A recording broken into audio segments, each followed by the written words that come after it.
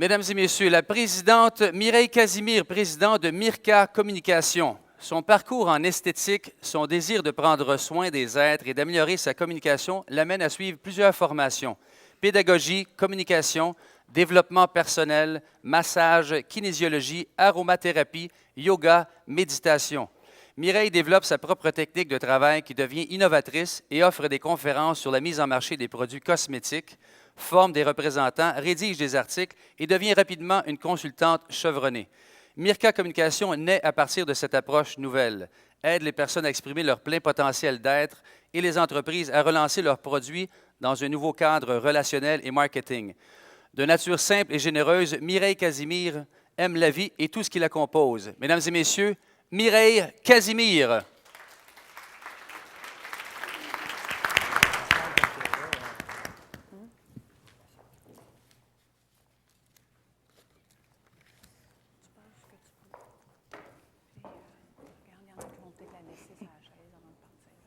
Bonjour tout le monde. Alors je suis accompagnée d'un vélo, d'un sac, d'une belle table qui se rajoute à ma présence. Alors je vais vous parler de la communication consciente et évolutive et qu'est-ce que Mirka Communication fait avec cette distinction.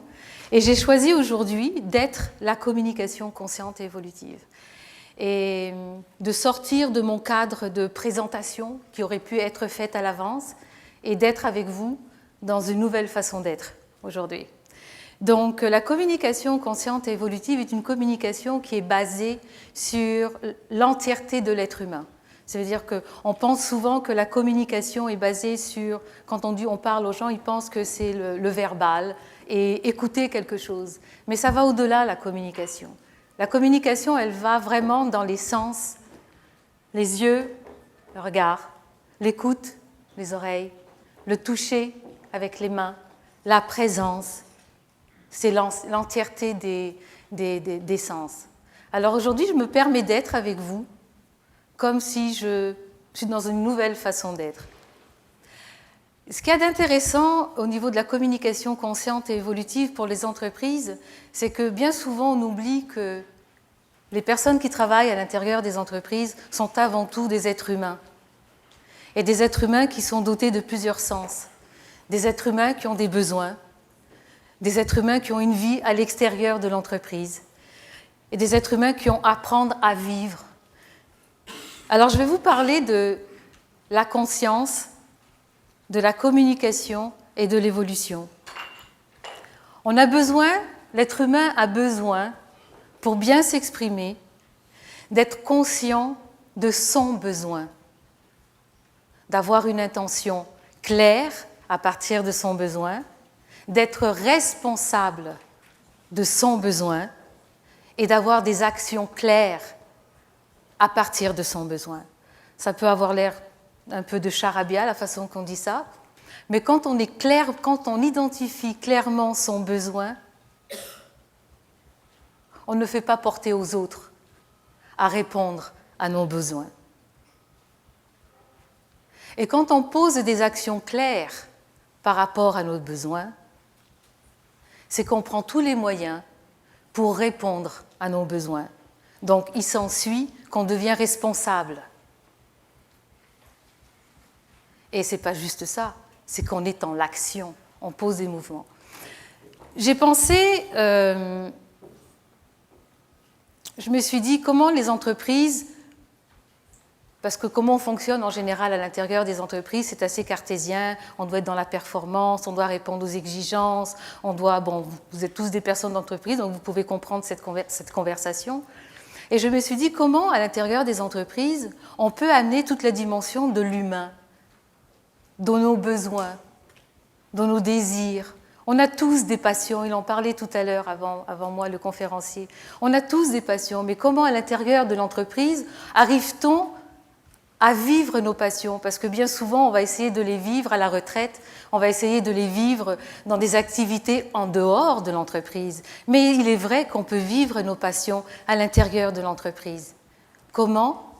Je me suis dit, peut-être que je peux emmener cette dimension dans les entreprises, qu'on travaille avant tout avec des êtres humains qui ont des besoins et qui peuvent y répondre à l'intérieur d'une entreprise. Et c'est d'aider les personnes qui travaillent en entreprise à déterminer et être en contact avec leurs propres besoins. Alors je vais demander dans la salle, qui est conscient en quelques secondes de me dire c'est quoi votre besoin là, dans le moment présent? Vous n'avez pas un besoin de venir chercher des conférenciers potentiels pour votre entreprise? Un besoin peut-être d'aller aux toilettes, de boire, de vous gratter la tête? C'est ça les besoins. C'est aussi simple que ça. On a l'impression que c'est énorme. Mais non, c'est des besoins humains. Le besoin d'être valorisé, le besoin de prendre une place, le besoin d'être aimé.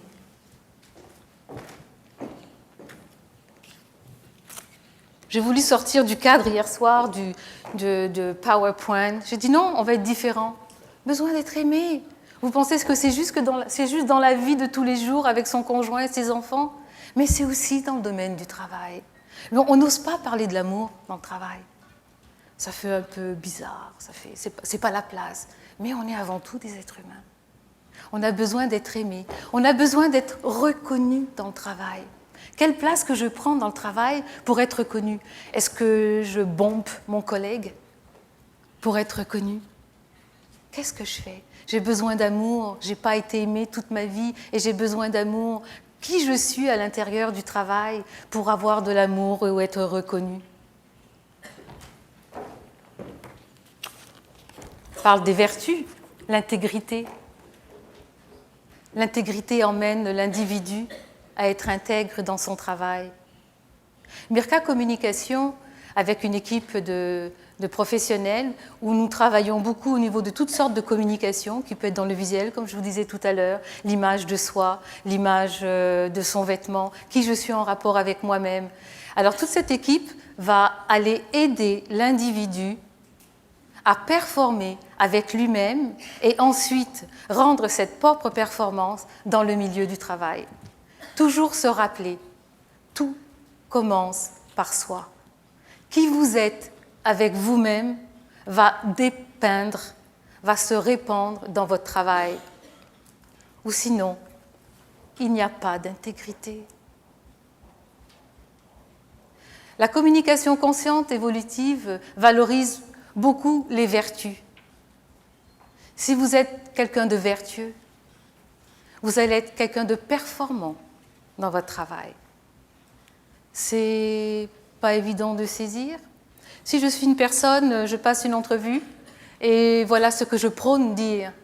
Je suis à l'heure, je suis compétent, j'ai la compétence de l'entrevue. Si vous n'êtes pas intègre, vous venez de faire perdre une rentabilité dans votre entreprise. Et si vous n'êtes pas intègre avec vous-même, vous ne le serez jamais dans toutes vos relations, que ce soit de travail, relationnelles, amoureuses. Si vous n'êtes pas intègre avec vous-même, vous êtes en perte de potentialité, vous êtes en perte de croissance dans votre propre vie et dans tous les domaines de votre vie.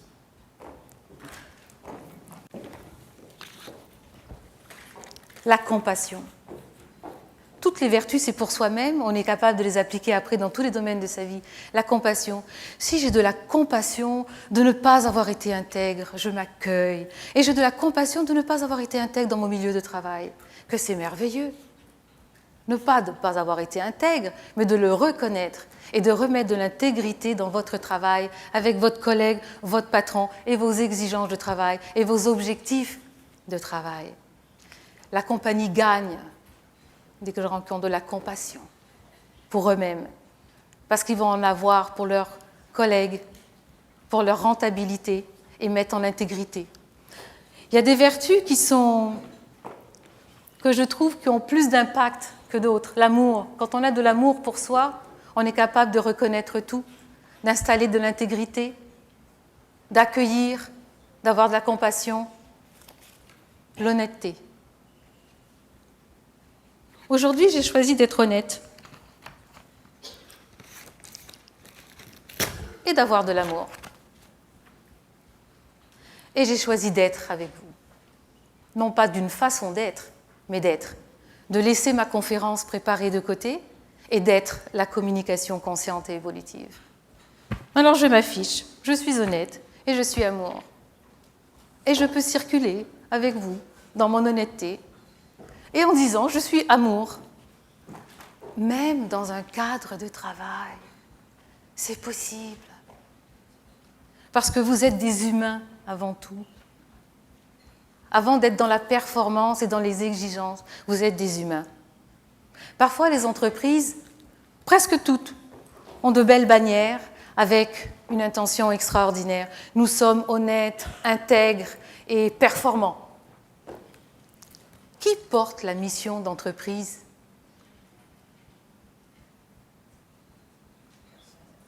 Levez la main. Qui porte la mission d'entreprise ? Ça commence par soi.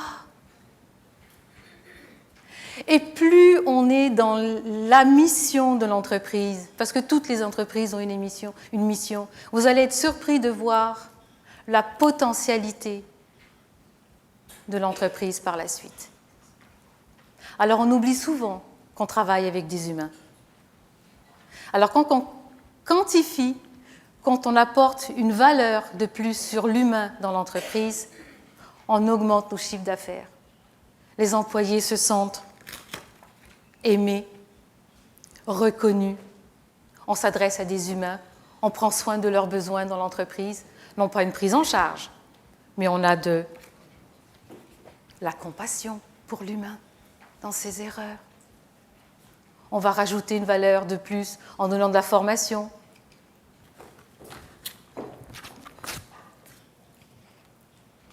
Être responsable. Qui est responsable ici? Levez la main. Qui se sent être responsable? C'est beau. C'est quoi la responsabilité? La responsabilité, c'est de prendre soin de soi avant tout. Si vous êtes responsable de vous, vous devenez responsable de vos engagements dans votre vie, mais aussi dans l'entreprise. Vous avez une responsabilité, vous avez des heures à remplir, vous avez des objectifs à remplir, vous avez, peu importe les tâches qui vous sont données, vous devenez responsable. Si le mot, vous ne savez pas ce que c'est, vous ne pouvez pas être responsable dans l'entreprise. Vous n'êtes pas intègre. Et la responsabilité, c'est une vertu qui est très importante dans l'entreprise. Responsable de mon engagement, responsable de mon contrat, responsable de mon client, responsable de ce que j'ai dit que je devais faire, d'être à l'heure, et ainsi maintes tâches dans les entreprises. Donc, j'en reviens encore, Mirka Communication, une entreprise qui prône sur les communications conscientes et évolutives, qui partent à partir de l'être, la responsabilisation, être conscient de ses besoins, être dans l'action, s'aimer, développer les vertus pour soi-même, et va se répandre. Qui vous êtes dans la vie et qui vous êtes dans l'entreprise. Vous pouvez être quelqu'un de festoyant dans la vie et montrer une image que vous êtes quelqu'un de sérieux dans l'entreprise, mais vous allez festoyer dans vos contrats. Vous pouvez porter des beaux vêtements, avoir l'air de quelqu'un de correct, mais votre relation au client sera comme vous êtes dans la vie. Alors voilà ce que Mirka Communication prône. Communication consciente et évolutive qui commence par vous et qui se dépeint dans l'entreprise. Merci beaucoup, Mireille Casimir, mesdames et messieurs.